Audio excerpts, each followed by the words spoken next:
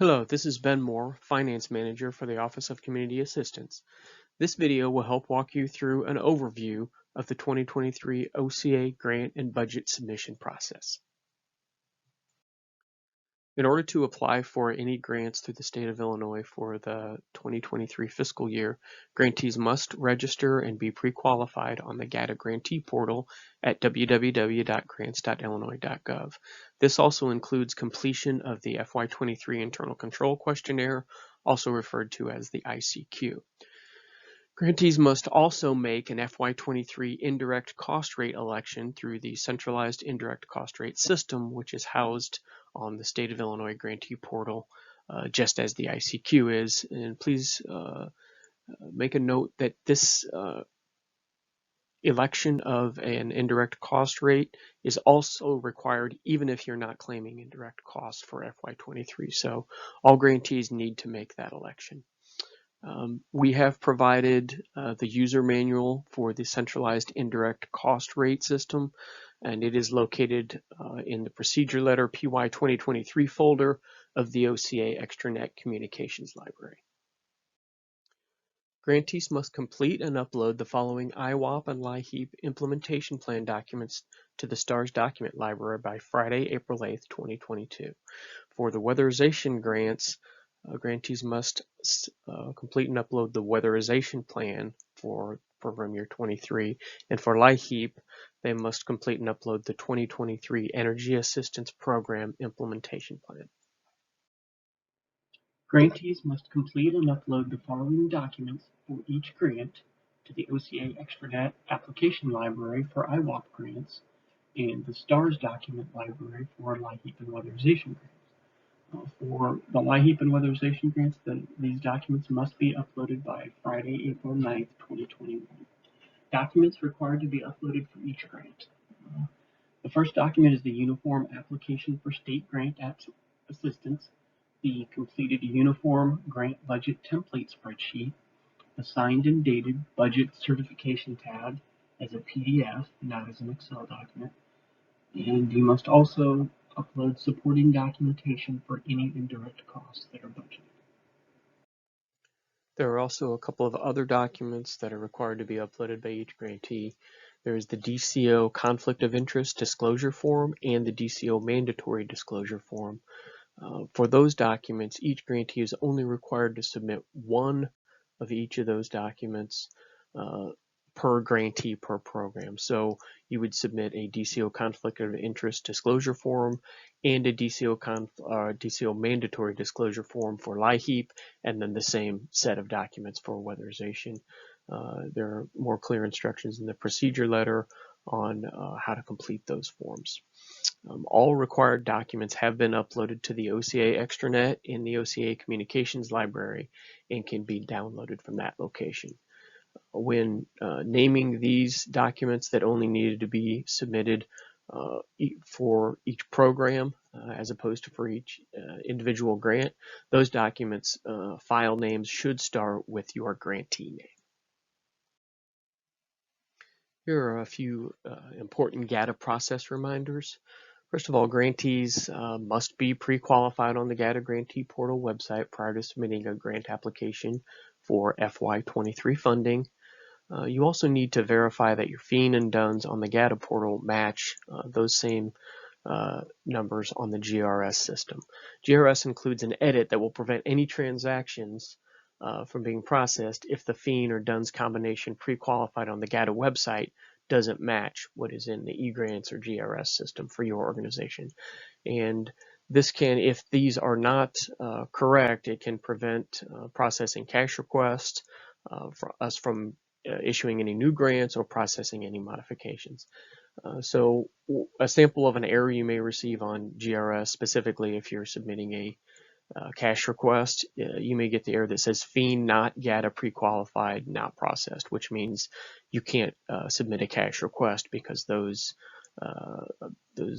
pieces of information on the GATA portal don't match GRS. So just a reminder to please make sure all information on the GATA portal and GRS are correct and that they match so that we don't have to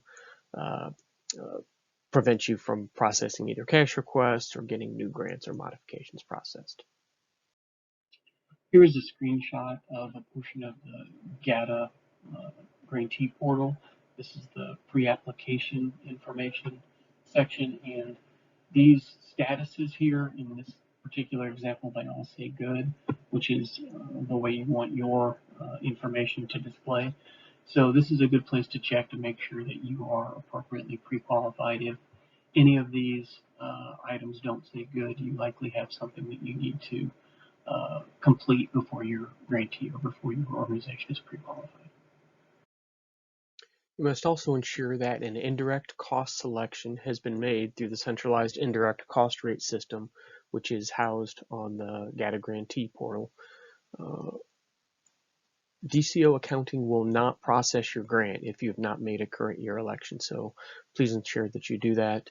And after you've successfully been pre-qualified, you will be directed via an email to complete a web-based internal control questionnaire. Remember that the ICQ is for your whole organization, not for a specific program, and you need to ensure that you clearly understand the questions when responding to the questionnaire so that you provide a correct response, an accurate response, and responses that indicate high risk will result in special conditions on your grant. The 2023 grant budgets will follow the GATA requirements. So similar to that used in the 2022 program, the budgets will be submitted using GATA budget templates, which we provided as part of the procedure letter that we distributed. There have been no major changes in the other GATA documents for 2023. The grantee allocations have been distributed along with the procedure letter via email, and you must provide specific itemization of costs in each category or tab of the spreadsheet. So the spreadsheet has been customized for clarity and ease of entry. There's Section A tab, which we refer to as the Budget Summary tab. For that tab, we have the GRS budget line item numbers used as opposed to the 1 through 17 line items that were utilized in the initial template that GATA provided. So we've tried to customize this so that it more closely corresponds to our OCA grant numbers and budget line items. We have color-coded the spreadsheet to correspond to the different categories we utilize, that being program support, client benefits, and administration. We have included subtotals by OCA budget category.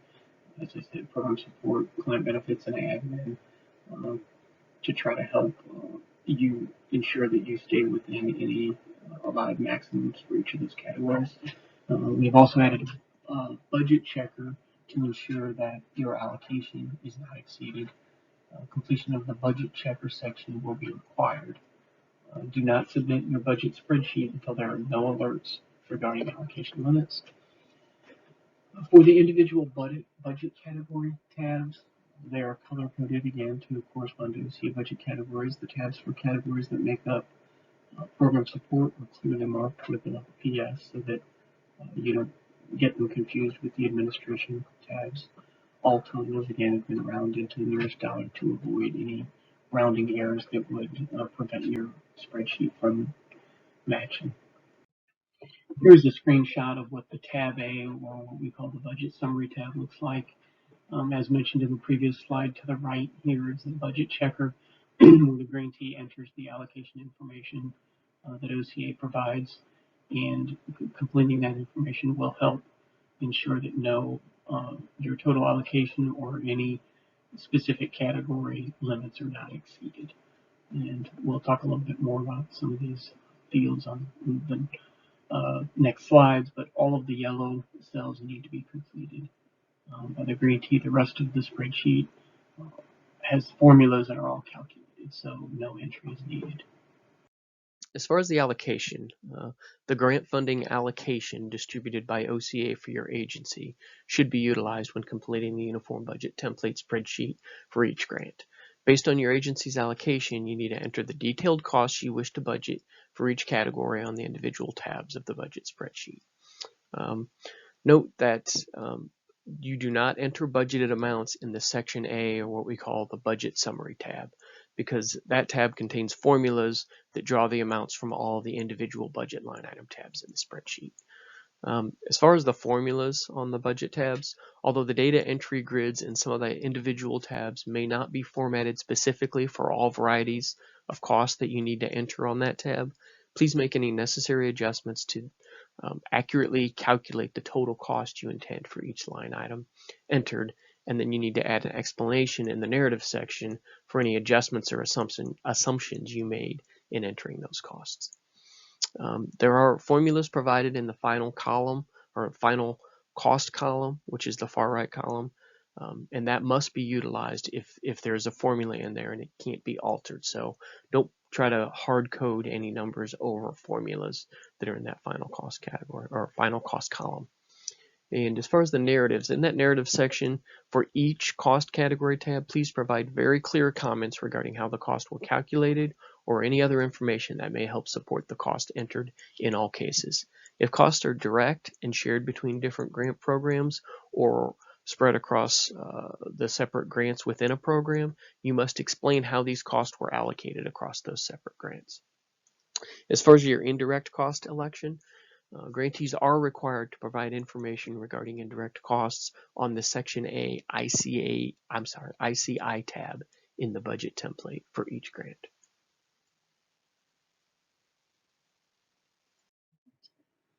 So the budget checker that has been included on Section A tab. So you need to fill this out first before completing the individual budget tabs.